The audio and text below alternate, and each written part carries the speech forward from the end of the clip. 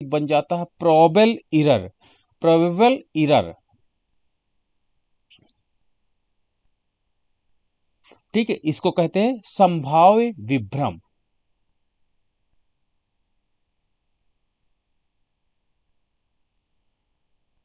ये इंपॉर्टेंट हो जाता है क्योंकि हम हर डेटा का, हर जो हमारे पास कुछ ना कुछ इंफॉर्मेशन होती है उसका कोरिलेशन निकाल देते हैं। ठीक है, देश में कई भी चीजें होती है, कई चीजें देश में लगातार बसों की संख्या बढ़ रही है, लगातार एडुकेशन भी बढ़ रहा है। तो हम ये नहीं कह सकते कि भारत में बसों की संख्या बढ़ने से एडुकेशन बढ़ रहा है। इस प्रकार जो हमारे पास प्रोबेबल एरर है, संभाव्य विभ्रम है, वो निकालना इंपॉर्टेंट हो जाता है। और कभी कभी कोरिलेशन का मान इतना कम आ जाता है कि वो कोरिलेशन जो होता है हमको निकालना इंपॉर्टेंट नहीं होता है। तो संभाव्य विभ्रम हमें ये बताता है कि हमें जो कोरिलेशन हम लोग कैलकुलेट कर रहे हैं उसको कैलकुलेट करना चाहिए था या नहीं करना चाहिए था। ये एक प्रकार से प्रोबेबिलिटी को रिप्रेजेंट कर रहा है। प्रोबेबिलिटी को रिप्रेजेंट कर रहा है कि अगर क्लास में मैथमेटिक्स के स्टूडेंट अच्छा नंबर पाए हैं, और तो उसके परिणाम स्वरूप अगर इकोनॉमिक्स के भी स्टूडेंट, वही स्टूडेंट जिनका मैथमेटिक्स है उनका इकोनॉमिक्स है, दोनों अच्छा नंबर पाए हैं, तो क्यों ना देश की यूनिवर्सिटी में मैथमेटिक्स के साथ इकोनॉमिक्स का एक कॉम्बिनेशन बना देते हैं। तो ये प्रोबेबिलिटी बताती है कि हमने एक छोटा सैंपल साइज लिया, एक किसी यूनिवर्सिटी में टेस्ट किया, एक किसी क्लास में टेस्ट किया, और उसे पूरे इंडिया के लिए इम्प्लीमेंट इस को क्या तो इम्प्लीमेंट किया जा सके, तो ये प्रोबेबिलिटी को रिप्रेजेंट करता है। इसलिए प्रोबेबल एरर निकालना इंपॉर्टेंट हो जाता है, क्योंकि आपने टेस्ट किया एक छोटे से क्षेत्र में और उसके बाद गवर्नमेंट को आप रिकमेंडेशन कर रहे हो कि नहीं, इस तरह की पॉलिसी हमको इम्प्लीमेंट करना चाहिए। तो प्रोबेबल एरर हमें यह बताता है कि वो सार्थक है या नहीं, यानी सिग्निफिकेंट है या नहीं। इस पर हम लोग काम करते हैं। तो प्रोबेबल एरर, पीई का फार्मूला जो आपका होता है, पीई इज इक्वल टू होता है आपका 0.6745, आपका ब्रैकेट में 1 minus small R square upon N. ये प्रोबेबल एरर का फार्मूला होता है, और इस प्रोबेबल एरर फार्मूले से हम लोग सार्थकता का स्तर निकालेंगे कि जो हमने कोरिलेशन निकाला है वो कोरिलेशन जो हमारा एप्रोप्रिएट है या नहीं है, सार्थक है, सिग्निफिकेंट है या नहीं। यहां पर हम पीई को क्या रिप्रेजेंट कर रहे हैं, प्रोबेबल एरर। ठीक है, प्रोबेबल एरर को रिप्रेजेंट किया जा रहा है। ठीक है, और यहां पर हमारे पास स्मॉल आर वही कोरिलेशन है, आपके पास कोरिले आपका कोफिशिएंट कह सकते हैं इसको,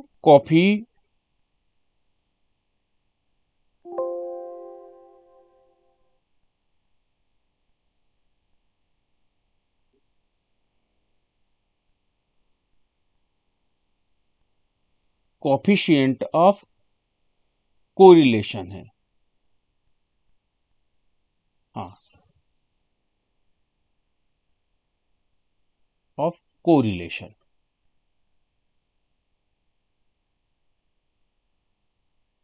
कोफिशिएंट ऑफ कोरिलेशन। एंड आपका एन जो है, आप जान रहे हो, पदों की संख्या, पदों की संख्या है। तो इस प्रकार से हमारे पास ये फार्मूला एक बन जाता है प्रोबेबल एरर का, और इस फार्मूले के बनने के परिणाम स्वरूप अब हम कुछ रिजल्ट्स देखेंगे, कैसे रिजल्ट्स आएंगे। पहला, अगर प्रोबेबल एरर एंड आपका कोरिलेशन के बीच में क्या सहसंबंध होना चाहिए, इस पर हम लोग विचार करते हैं। तो पहली बात इसमें देखते हैं कि यदि कोरिलेशन का मान प्रोबेबल एरर से कम है, ठीक है, अगर आपने जो कोरिलेशन निकाला है और उस कोरिलेशन के आधार पर, इस कोरिलेशन के आधार पर हम फिर कैलकुलेट करेंगे प्रोबेबल एरर को। और अगर दोनों की वैल्यू को हम लोग कंपेयर करेंगे। अगर प्रोबेबल एरर का मान हमको ज्यादा प्राप्त होता है एंड कोरिलेशन का मान हमें कम प्राप्त होता है, तो उन दोनों जो श्रेणियां आपने x या y जिनके बीच में आपने कोरिलेशन निकाला था, उनके बीच कोई भी प्रकार का सहसंबंध मौजूद नहीं है। कोई भी प्रकार का कोरिलेशन सहसंबंध मौजूद नहीं है। ये पॉइंट आप नोट रखिएगा। इफ आर यानी correlation value is less than probable error, probable error से कोरिलेशन का मान अगर आपको कम मिल जाता है, तो आप सीधा कह दीजिएगा कि जो हमने ये टू वेरिएबल्स एक्स वाई लिया है, मैथमेटिक्स इकोनॉमिक्स लिया, कोई भी दो आपने जो वैल्यूज लेकर के कंपेयर किया, कोरिलेशन आपने कैलकुलेट किया, इस प्रकार का कोरिलेशन इसके बीच कोई भी प्रकार का नहीं है, सार्थक नहीं है, कोई प्रमाण नहीं प्राप्त हुए कोरिलेशन के, ये आप रिजल्ट कहेंगे। अगर दूसरा रिजल्ट है कि अगर कोरिलेशन का मान, ठीक है, कोरिलेशन का मान ज्यादा पाया जाता है, प्रोबेबल एरर के 6 गुने से ज्यादा, ठीक है, 6 टाइम से ज्यादा, तो हम लोग क्या कह सकते हैं कि सहसंबंध महत्वपूर्ण माना जाएगा। यानी आपके पास दो वेरिएबल अगर एक्स वाई है, तो इनके बीच में सहसंबंध बहुत अधिक इंपॉर्टेंट माना जाएगा, महत्वपूर्ण माना जाएगा। ठीक है। और तीसरा आपके पास हो जाता है, यदि कोरिलेशन का गुणांक, यदि आर का मान 0.3 से कम है, ठीक है, आर का मान जो है वो इससे भी कम है, 0.3 से कम है, तो हमारे पास क्या होता है कि इस प्रकार का कोई कोरिलेशन अगर आप कैलकुलेट करते हैं, तो इस पर ध्यान देना कोई इंपॉर्टेंट नहीं है। इस प्रकार का कोरिलेशन कोई इंपॉर्टेंस आपकी स्टडी में नहीं रखता। और अगर चौथा पॉइंट याद रखिएगा, अगर कोरिलेशन का मान 0.5 से क्या होता अधिक है और प्रोबेबल एरर का मान बहुत कम है, प्रोबेबल एरर का मान कम है, तो हम लोग क्या कहेंगे, सहसंबंध की उपस्थिति थोड़ी बहुत हो सकती है, सहसंबंध की उपस्थिति थोड़ी बहुत हो सकती है, ये आप याद रखिए। पांचवा पॉइंट आपका बन जाता है, यदि कोरिलेशन का मान 0.75 आता है आपको एंड आपके पास प्रोबेबल एरर का मान बहुत कम है, यहां पर भी, ठीक है, यहां पर भी आप 0.3 में भी बहुत कम है प्रोबेबल एरर का मान, ठीक है, और यहां पर भी प्रोबेबल एरर का मान कम है, यहां पर भी प्रोबेबल एरर का मान कम है, तो हम क्या कहेंगे कि यहां पर आपने जो कोरिलेशन वैल्यू कैलकुलेट किया है, यहां पर जो कोरिलेशन वैल्यू कैलकुलेट किया है वो हाई सिग्निफिकेंट है और आपको इस तरह के कोरिलेशन को एक्सेप्ट करना चाहिए। तो रिजल्ट क्या निकला कि आपकी इंपॉर्टेंस ये हो जाता है कि आप कोरिलेशन क्यों कैलकुलेट कर रहे हैं और क्या ये मेरे स्टडी के लिए इंपॉर्टेंट है या नहीं, ये हमारे लिए बहुत महत्वपूर्ण हो जाता है। तो इसको हमको रिप्रेजेंट कौन करता है, प्रोबेबल एरर रिप्रेजेंट करता है एंड कोरिलेशन तथा प्रोबेबल एरर के बीच में हमने जो ये फार्मूला देखा था, इस formula P is equal to 0.6745 आपका ब्रैकेट में 1 minus R square upon N, इस फार्मूले के माध्यम से हम कोरिलेशन प्राप्त होने के बाद प्रोबेबल एरर निकालेंगे और प्रोबेबल एरर और तथा कोरिलेशन के बीच कोई जब रिजल्ट मिलेगा, इफ कोरिलेशन का मान बहुत कम प्राप्त होता है प्रोबेबल एरर से, तो हम कहेंगे जो भी हम दो श्रेणियों के मध्य, आप एज और उनकी लर्निंग पावर, आप मैथमेटिक्स इकोनॉमिक्स, किसी भी प्रकार का दो प्रकार का वेरिएबल है, उनके बीच में कोई प्रकार का जो सहसंबंध आपने निकाला है वो सार्थक नहीं है, ये नोट करिएगा। आपने जो कोरिलेशन निकाला है वो वास्तव में कोई इंपॉर्टेंस नहीं रखता, सार्थकता नहीं रखता, सिग्निफिकेंट नहीं रखता, आपने फालतू में मेहनत कर दी और इस प्रकार की स्टडी नहीं होनी चाहिए। ठीक है। दूसरा, अगर आपका रिजल्ट ये आ जाता, इफ कोरिलेशन की वैल्यू ज्यादा है, ठीक है, इफ कोरिलेशन वैल्यू किससे ज्यादा, जो प्रोबेबल एरर है उसके 6 गुना के मान से ज्यादा है, तो हम कहेंगे इस तरह का कोरिलेशन बहुत अधिक सिग्निफिकेंट है, वेरी इंपॉर्टेंट है। ठीक है। तीसरा रिजल्ट है, अगर कोरिलेशन का मान कम है किससे?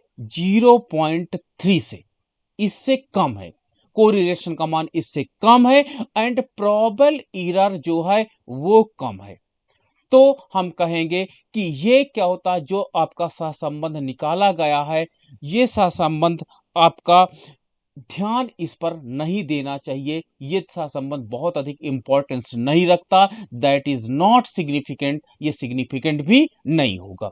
अगर कोरिलेशन का मान 0.5 से अधिक है, ठीक है, 0.5 से अधिक है एंड प्रोबेबल एरर का मान कम है, तो हम कहेंगे कोरिलेशन की उपस्थित है, लेकिन बहुत अधिक सिग्निफिकेंट नहीं है, यानी बहुत अधिक इंपॉर्टेंस नहीं रखता, उपस्थित है, वी आर एक्सेप्टिंग, हम लोग एक्सेप्ट कर रहे हैं कि प्रोबेबल आपका कोरिलेशन है, बट बहुत अधिक इंपॉर्टेंस नहीं रखता। इफ कोरिलेशन का मान आपका 0.7 से ज्यादा है, इफ कोरिलेशन का मान 0.7 से ज्यादा है और प्रोबेबल एरर का मान कम है, तो हम कह सकते हैं कि जो आपका कोरिलेशन मिला है, जो आपने कोरिलेशन कैलकुलेट किया दो वेरिएबल के मध्य, वो हाईली सिग्निफिकेंट है एंड दैट है वेरी इंपॉर्टेंस, वो बहुत महत्वपूर्ण है। ये आपको 5 रिजल्ट बहुत इंपॉर्टेंट है जो प्रोबेबल एरर के हैं, और इनको नोट करना आपको बहुत जरूरी है। ये अगर आपको याद रहेंगे, आप इवन पीएचडी तक में अगर आपको ये याद है, तो आप एक नजर में बता देंगे कि आपने ये स्टडी क्यों की। तो ये इंपॉर्टेंट हो जाता है रिसर्च के लिए कि क्योंकि कोई भी स्टूडेंट को रिलेशन कैलकुलेट करना तो जानता है, बट इट इज सिग्निफिकेंट और नॉट, ये नहीं वो बता पाता, जिसके परिणाम स्वरूप हमने इतनी जो मेहनत की वो नहीं समझ में आता क्या वो हमारे सही दिशा में जा रही या गलत दिशा में जा रही है। तो इस प्रकार से एक हमारे पास कंफ्यूजन का क्रिएट होता है, प्रोबेबल एरर उस प्रकार के कंफ्यूजन को समाप्त कर देता है। ठीक है, अब चलिए मैं एक आपको रिजल्ट के निकालता हूं, उस रिजल्ट को मैं बताता हूं कि आपका ये जो कोरिलेशन आपने कैलकुलेट किया ये सिग्निफिकेंट है या सिग्निफिकेंट नहीं है। ठीक है, चलिए एक मानते हैं कि एक हमने कोई दो वेरिएबल थे एक्स एंड वाई, उसका कोरिलेशन जब आपने कैलकुलेट किया तो -0.733 प्राप्त हुआ। क्लियर है? हमने एक आपको कोरिलेशन कैलकुलेट करना अच्छे से आता है, इसका आंसर कोरिलेशन का आंसर मुझे जो प्राप्त हुआ -0.733 प्राप्त हुआ। ठीक है, अब आपसे प्रश्न पूछा जाता है कि ये जो कोरिलेशन वैल्यू है क्या ये सिग्निफिकेंट है, क्या ये सार्थक है? तो आप झट से क्या करोगे, आप प्रोबेबल एरर निकालोगे। तो probable error is equal to क्या होता है आपका 0.6745 इंटू आपके पास क्या होता है 1 - r² अपॉन क्या हो जाता है आपका √n, ये आपका फार्मूला है। चलिए वैल्यू रख देते हैं इसमें 0.6745 इंटू 1 माइनस, अब क्या होता, ये आपका कोरिलेशन का मान है, चलिए कोरिलेशन का मान पुट करते हैं -0.733 का होल स्क्वायर अपॉन √12। ओके, अब चलिए इसको आगे कैलकुलेट करते हैं, आगे इसको हम बढ़ाते हैं। तो इस प्रकार से जब हम इसको और आगे बढ़ाते हैं तो आपका आ जाएगा 0.674 इंटू, अब आपका जब इसका स्क्वायर सबसे पहले करेंगे तो ये आपका पॉजिटिव कन्वर्ट हो जाएगा क्योंकि माइनस है, तो आपका हो जाएगा 1 माइनस आपका 0.54 अपॉन आपका, जब हम इसका रूट निकाला 12 का रूट निकाला तो हमें मिला 3.46। ठीक है, इसके बाद हम इसको आगे बढ़ाते हैं 0.6745 इंटू, अब आप 1 से माइनस कर दीजिए, जब 1 से माइनस करेंगे तो 0.46 अपॉन आपका 3.46 मिल जाता है। ठीक है, और इसको हम लोग जब कैलकुलेट करते हैं आगे तो हमारे पास आ जाता है 0.31 अपॉन 3.46 और आगे कैलकुलेट करते हैं तो 0.09 आ जाता है। ये आपका क्या आ गया वैल्यू प्रोबेबल एरर का। प्रोबेबल एरर का आपका मान आ गया कितना 0.09। ठीक है, 0.09 आ जाता है। ठीक है, अब आपका रिजल्ट यहां से कंपेयर करिए। यहां से कंपेयर करने के बाद अब आप देखिए कि यहां पर आपका कोरिलेशन का मान यहां इस श्रेणी के अंतर्गत है, चौथे नंबर के अंतर्गत, चौथे नंबर के अंतर्गत है, यानी सहसंबंध की उपस्थित तो है। अब सहसंबंध आपका सिग्निफिकेंट है या नहीं, सार्थक है या नहीं, इसके निकालने के लिए आप प्रोबेबल एरर को 6 गुना कर दीजिए और 6 गुना से आप देखिए कि क्या वैल्यू मिल रही। तो चलिए इस प्रोबेबल एरर को हम लोग 6 गुना कर देते हैं। तो जब आपका 6 टाइम प्रोबेबल एरर करते हैं तो प्रोबेबल एरर का मान कितना आ जाता है, 6 गुणे 0.09। तो हमारे पास इसका मान आ जाता है आपका 0.54। अब देखिए कोरिलेशन का मान आपका क्या है, -0.73 है एंड आपका 6 प्रोबेबल एरर का मान कितना है, 0.54 है। अब आप देख सकते हो इन दोनों को कंपेयर करिए, कोरिलेशन को एंड 6 टाइम प्रोबेबल एरर को। अब आपके मन में चल रहा होगा सर प्रोबेबल एरर को 6 टाइम करना अनिवार्य है। यस, अनिवार्य इसलिए है क्योंकि सिग्निफिकेंस लेवल आपको कैलकुलेट करना है और ये आपका कोरिलेशन, पहली चीज तो कोरिलेशन की उपस्थित है कि नहीं, ये आपको 3 पॉइंट आपको डिस्कस कर रहे हैं यहां पर, 3, 4 एंड 5 ये डिस्कस कर रहा है कि कोरिलेशन का मान यदि 0.3 से कम है या इनसे अधिक है तो आप देख सकते हो कि यहां पर पीई का मान यदि कम है कोई बात नहीं, तो यहां पर आपका कोरिलेशन उपस्थित है या नहीं ये बताएंगे। 3 पॉइंट, चौथा पॉइंट और पांचवा पॉइंट, और पहला पॉइंट और दूसरा पॉइंट सिग्निफिकेंस लेवल को बताते हैं कि आपका सिग्निफिकेंस लेवल किस प्रकार से है। तो ये दिखाता और इसमें 6p बहुत इंपॉर्टेंट हो जाता है, तो 6p से आप जरूर कंपेयर करिएगा सिग्निफिकेंट लेवल पे। तो यहां पर 6p का मान देखिए, 6pe का मान कम है तथा कोरिलेशन का मान ज्यादा है। तो रिजल्ट आप क्या लिखेंगे कि जो हमको ऋणात्मक ऋणात्मक सहसंबंध सहसंबंध -0.73 प्राप्त हुआ है वो वास्तव में सार्थक है। क्यों? क्योंकि यहां पर जो आपका कोरिलेशन का मान है वो प्रोबेबल एरर के मान से ज्यादा है और आपका सेकंड आपकी जो ये कंडीशन दी गई है इस एजम्पशंस पर ये खरा उतर रहा है, इसलिए सिग्निफिकेंट है, ये बहुत अधिक इंपॉर्टेंट है, सार्थक है, ये आपने यहां से कैलकुलेट कर लिया है। तो इस प्रकार से प्रोबेबल एरर निकालना इंपॉर्टेंट हो जाता है। ठीक है, तो ये आज हमने आपको सिखाया है कि how we calculate probable error, और ये जो आपकी टेबल बनी है ये टेबल बहुत अधिक इंपॉर्टेंट हो जाती है और प्रोबेबल एरर आप यहां से कैलकुलेट कर सकते हैं और प्रोबेबल एरर के बेस पर आप बता सकते हैं कि सहसंबंध की उपस्थित है या सहसंबंध हमारे पास हाईली है कोरिलेशन, या ध्यान देना चाहिए या नहीं देना चाहिए। तो ये 3 जो पॉइंट है आपको कोरिलेशन के विषय में बताते हैं और ये 2 पॉइंट है ये कोरिलेशन की सार्थकता के विषय में बताते हैं, सिग्निफिकेंस के लेवल पे बताते हैं।